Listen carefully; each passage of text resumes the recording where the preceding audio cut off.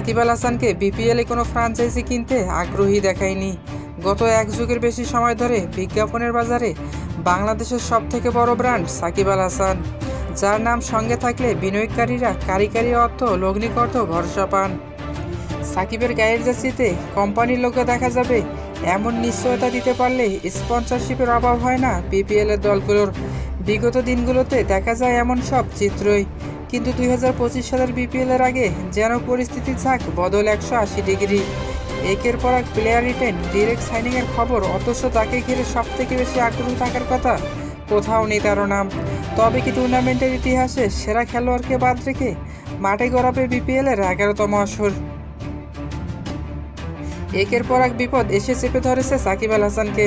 প্রথমে গার্মেন্টস কর্মী হত্যা মামলা, পরে টেস্ট ও টি-20 থেকে অবসর, এখন আবার ব্যাংক ব্যালেন্স তলব। তো দর্শক, সাকিব আল হাসানকে ছাড়া বিপিএল কেমন হবে? অবশ্যই আপনার মূল্যবান মতামতটি আমাদের কমেন্ট বক্সে লিখে পাঠাবেন। ধন্যবাদ।